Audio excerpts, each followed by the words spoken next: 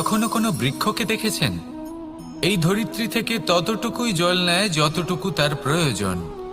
কোনো প্রাণীকে দেখুন, এই প্রকৃতি থেকে ততটুকুই খাবার গ্রহণ করবে যতটুকু তার খিদে রয়েছে। খিদে মিটে গেলে আর খাবে না। এবার মনুষ্যকে দেখুন, সে নিজের জীবনে যা কিছু পেয়েছে, বস্তু, ধন, খাবার, শক্তি, প্রয়োজনের থেকে অনেক বেশি লাভ করার চেষ্টা করে থাকে। প্রয়োজনের থেকে বেশি যদি পেয়েও যায় তাহলেও তার কম মনে হয়। এবার এরকম ঠিক কেন হয়? এর পিছনের কারণ কি? কারণ হলো লোভ। লোভের আগুন কিছু এমন হয়, যদি মানুষের মনে একবার প্রজ্বলিত হয় তাহলে শুধু বাড়তেই থাকে। ততক্ষণ বাড়বে যতক্ষণ না আপনি নিজে তাকে বাধা দিচ্ছেন। তবে এই লোভের আগুন নিয়ন্ত্রণ করা সম্ভব। পরিমিতিবোধ, পরিমিতিবোধের চিন্তা। আপনাকে শুধু নিজেকে একটা সরল প্রশ্ন করতে হবে। যখনই মনের মধ্যে কোনো বস্তুর প্রতি, শক্তির প্রতি, ধনের প্রতি, ভোজনের প্রতি লোভ বেড়ে যায়, নিজেকে প্রশ্ন করুন, এটা কি আমার কাছে ততটাই প্রয়োজনীয় যতটা একটা বৃক্ষের কাছে জল, যতটা একটা প্রাণীর কাছে ভোজন? এটা কি ততটাই প্রয়োজনীয়? যদি উত্তর না হয় তাহলে নিজেকে সেখানেই বাধা দিন। সেই ভাবনা সেখানেই ত্যাগ করুন, কারণ সেটাই হলো লোভ।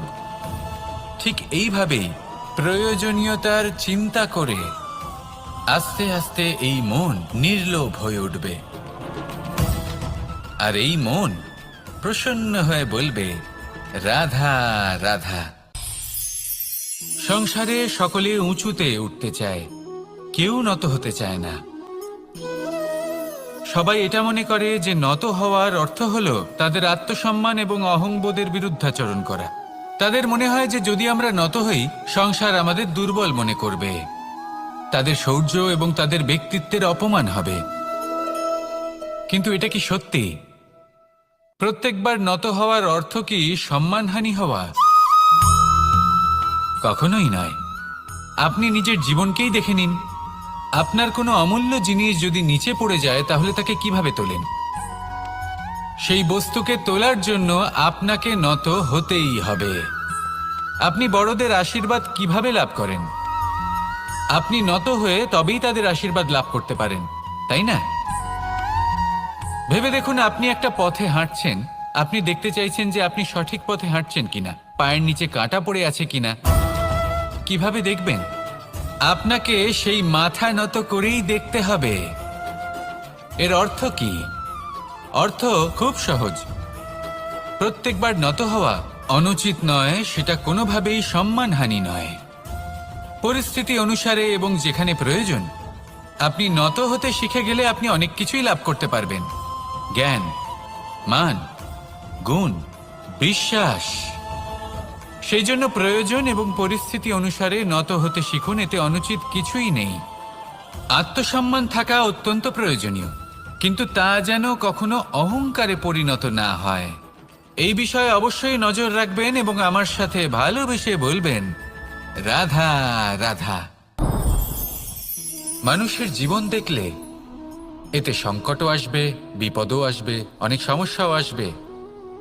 কখনো কখনো এমন সময় আসবে যখন আমাদের আপনজনের থেকে সাহায্য চাইতে হয়। আমরা সাহায্য চাই আর তারা সাহায্য করেও দেন, আমাদের সংকট থেকে মুক্তও করে দেন। কিন্তু যখন এই সময় বদলে যায়, যখন সুখের সময় আমাদের জীবনে আসে, তখন আমাদের মনে একটা অহংবোধ জেগে ওঠে। মনে হয় উপকার আবার কি? সেই ব্যক্তি সাহায্য করেছিলেন তাতে কি? উনি তো নিজের কর্তব্য পালন করছিলেন। সেই ব্যক্তি আমাদের ধন দিয়েছিলেন যখন প্রয়োজন ছিল, তো আমরা সেই ধন তো ফিরিয়ে দিয়েছি, উপকার কিসের? এই ভাবনা অনুচিত। যদি কোনো ব্যক্তি আপনাকে সাহায্য করে থাকে যখন কেউ করেনি, যখন আপনার সবথেকে বেশি প্রয়োজন ছিল, সেই সাহায্য অমূল্য, আর সেটা উপকারী বটে। যদি কেউ উপকার করেন তাহলে বিনম্র চিত্তে ভালোবেসে আজীবন তার উপকারের প্রতি কৃতজ্ঞ থাকুন। কারণ সত্যি কথা বলতে এই সংসারে উপকার করার মতো ব্যক্তি খুব কম রয়েছেন। আর উপকারীর কথা মনে রাখেন এমন কৃতজ্ঞ ব্যক্তি আরো কম। সেই জন্য জীবনে কৃতজ্ঞ থাকুন আর আমার সাথে ভালোবেসে বলুন, রাধা রাধা। জ্ঞান এবং অহংকার, এই দুইয়ের মধ্যে সম্পর্ক কোথায়? সম্পর্ক ঠিক সেরকম যেরকম হাত এবং কাকনের, যেমন চোখ এবং দৃষ্টির সম্পর্ক। এবার আপনি বলবেন, আমি কি বলছি? জ্ঞান এবং অহংকারের এমন সম্পর্ক কি করে হতে পারে?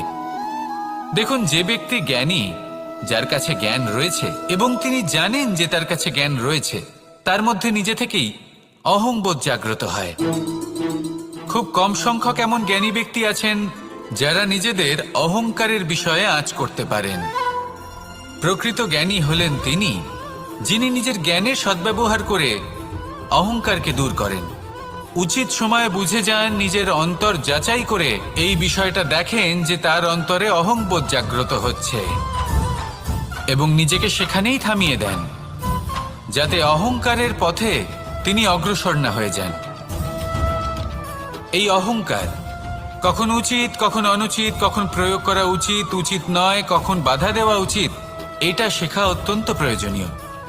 আর যদি এটা আপনি শিখতে পারেন, তাহলে আপনি একজন জ্ঞানীও হয়ে উঠবেন এবং সুখীও থাকবেন। তাই মনে রাখবেন, এই জ্ঞান নিয়ে কখনোই অহংকার করবেন না, বরং সবসময় নিজের অহংবোধের বিষয়ে প্রকৃত ধারণা রাখবেন। আসুন আমার সাথে ভালোবেসে বলুন, রাধা রাধা। আপনি অবশ্যই কোনো গাছ দেখে থাকবেন যেখানে অনেক ফল রয়েছে। সেই গাছের ডালগুলি নিজে থেকেই নত হয়ে যায়। কেন? যাতে মানুষ, প্রাণী, এরা সকলে যাতে সেই ফল খুব সহজে গ্রহণ করতে পারেন। এটাই হলো প্রকৃতির শিক্ষা, এটাই হলো প্রকৃতির নিয়ম। মানুষেরও কিছুটা এরকমই হওয়া উচিত। যদি আপনি সাফল্যের চরম সীমায় পৌঁছে যান, সততা ছাড়া আপনি যে কাজই করুন না কেন, উচিত সময় তা সম্পূর্ণ হবে না, আর মনোবাঞ্ছিত ফল আপনি কখনোই পাবেন না। তাই যে কাজই আরম্ভ করুন না কেন, সততার সাথে এবং অখণ্ড প্রচেষ্টার সাথে করুন। তখনই কর্ম এবং তখনই এই জীবন সফল হবে এবং এই মন প্রসন্ন হয়ে বলবে, রাধা রাধা। বিন্দু বিন্দু জলেই সাগর নির্মাণ হয়। এবার এই কথা আমরা সকলে জানি। আপনি কি এই কথাটা জানেন যে ছোট ছোট সুখের দ্বারাই বড় সুখ লাভ করা যায়? একজন বাবাকে দেখুন, সন্তানের জন্ম থেকে তার যুবক হওয়া পর্যন্ত তার সাথে ছোট ছোট সুখ যাপন করেন। এই ছোট ছোট সুখগুলি তাদের প্রেমের সম্পর্কে গভীরতা নিয়ে আসে এবং প্রেমের এই গভীরতা তাদের জীবনে বড় সুখ নিয়ে আসে। এটা ঠিক সেই রকম যেরকম বিশাল এক সমুদ্রে, গভীর এক সমুদ্রে অমূল্য রত্ন খুঁজে পাওয়া যায়। এটাও ঠিক সেই রকমই। সেই জন্য জীবনে বড় বড় সুখের খোঁজ করতে গিয়ে সময় নষ্ট করবেন না। এই যে ছোট ছোট সুখ আছে, এগুলোকে যাপন করা শুরু করুন, এগুলোর আনন্দ লাভ করুন, এগুলো নিয়ে উৎসব পালন করুন। প্রেমের গভীরতা বুঝুন আর এই গভীর প্রেমে মন নিমজ্জিত করুন। তারপরে দেখুন, এই মন আর এই জীবন সুপ্রসন্ন হয়ে বলবে, রাধা রাধা। কথায় আছে, অন্ধকারে প্রদীপ প্রজ্বলিত করলে চতুর্দিক আলোকিত হয়। কিন্তু যদি এই প্রদীপ আমি সূর্যের আলোর সম্মুখে সকালবেলায় প্রজ্বলিত করে রেখে দিই, তাহলে কি হবে? আপনি বলবেন যে এটা করে তো কোনো লাভই হলো না। সূর্যের প্রকাশের সামনে এই প্রদীপ আসলে কিছুই নয়। এবার এই চিন্তা ভাবনা প্রত্যেক দিন করতে হবে আর একটা অমূল্য শিক্ষা পেতে হবে। মনে করুন যে আপনি মহাপুরুষের সামনে বসে আছেন, কোনো মহাজ্ঞানীর সামনে। তাহলে সেই ব্যক্তির সামনে নিজের জ্ঞানের প্রদীপ প্রজ্বলিত করবেন না, নীরব থাকুন আর সেই ব্যক্তির সূর্যের প্রকাশের মতো জ্ঞান প্রাপ্ত করুন।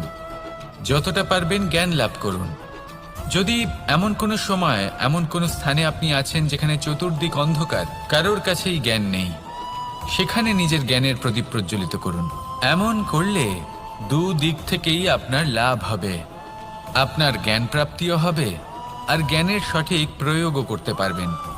আর এই মন প্রসন্ন হয়ে বলবে, রাধা রাধা।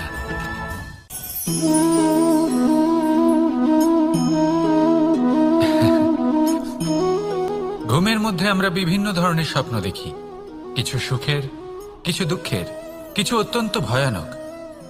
কিন্তু সত্যি কথা বলতে এর উপর আমাদের কোনো নিয়ন্ত্রণ নেই। কিন্তু আমি এমনও কিছু ব্যক্তিকে দেখেছি যারা খোলা চোখে স্বপ্ন দেখেন এবং তা যাপন করেন।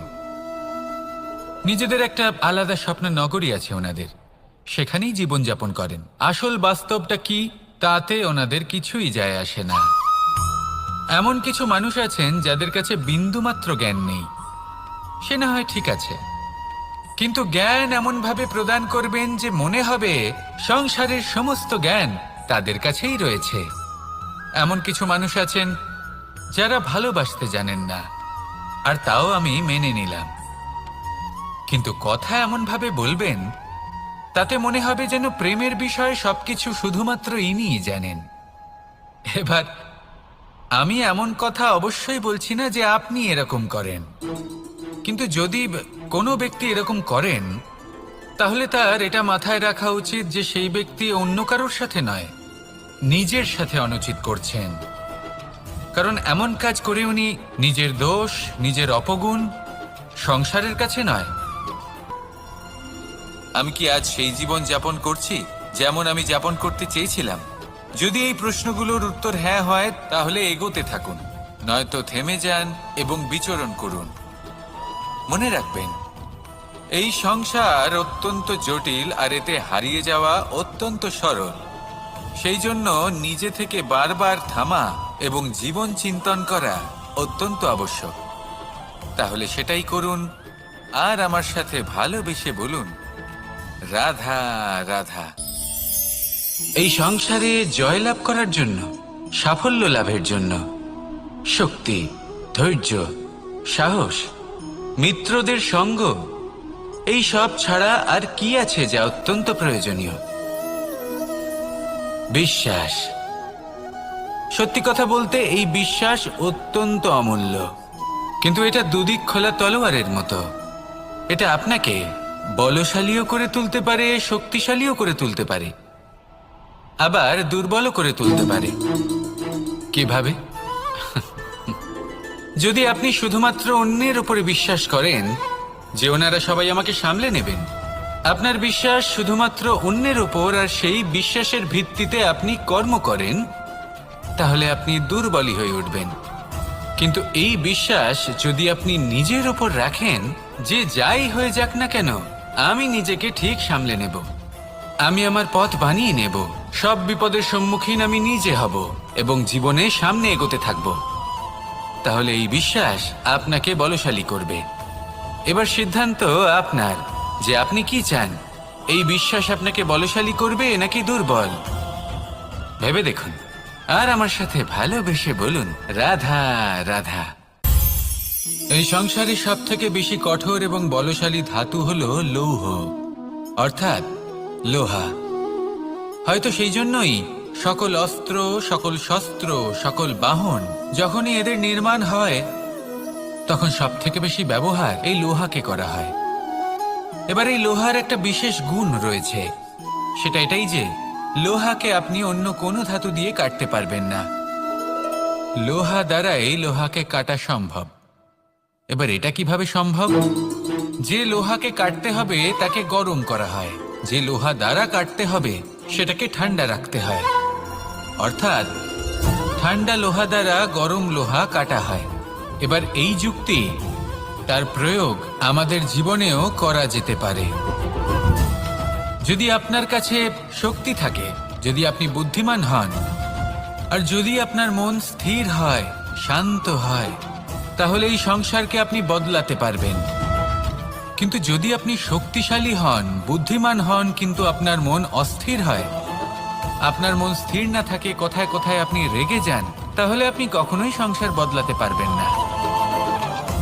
যদি পরিস্থিতিকে নিজের মতো গড়ে নিতে হয়, তাহলে ধৈর্য, সংযম এবং স্থিরতার শীতলতাকে আপন করে নিতে হবে। আসুন আমার সাথে ভালোবেসে বলুন, রাধা রাধা। সঙ্গীত হলো আমার অত্যন্ত প্রিয়। আমার বাঁশির সুর আমার মনের শান্তি এবং ভালোবাসার প্রতীক। সেই জন্য যে ব্যক্তি আমার বাঁশির সুর শুনতে হয়ে উঠতে চাই, সূর্যের মতো তেজস্বী, প্রকাশময়, যশস্বী। সূর্যের মধ্যে এতটাই তেজ থাকে যে সবাই তার সামনে নত হয়ে থাকে। সেই কারণেই সূর্যকে যশদানের গ্রহ বলা হয়। আমরা সবাই সূর্যের মতো উজ্জ্বল হতে চাই, কিন্তু তার জন্য সূর্যকে প্রত্যেক দিন জ্বলতে হয় এই সংসারে শুভ ভাব, পবিত্রতা নিয়ে আসার জন্য, প্রকাশ ছড়িয়ে দেওয়ার জন্য। সূর্যকে প্রত্যেক দিন অস্তও যেতে হয়, আবার উদিতও হতে হয়, প্রত্যেক দিন জ্বলতে হয়। সূর্য একদিনের জন্য অবকাশ লাভ করেন না। আর যদি অবকাশ পেতেন তাহলে সূর্যকে আর সূর্য বলা হতো না, তাই না? সেই জন্য আপনি যদি সূর্যের মতো হয়ে উঠতে চান, সেই রকম উজ্জ্বল হতে চান, তেজস্বী হতে চান, তাহলে সূর্যের মতো জ্বলতে হবে, অর্থাৎ অগাধ পরিশ্রম করতে হবে। আসুন আমার সাথে ভালোবেসে বলুন, রাধা রাধা।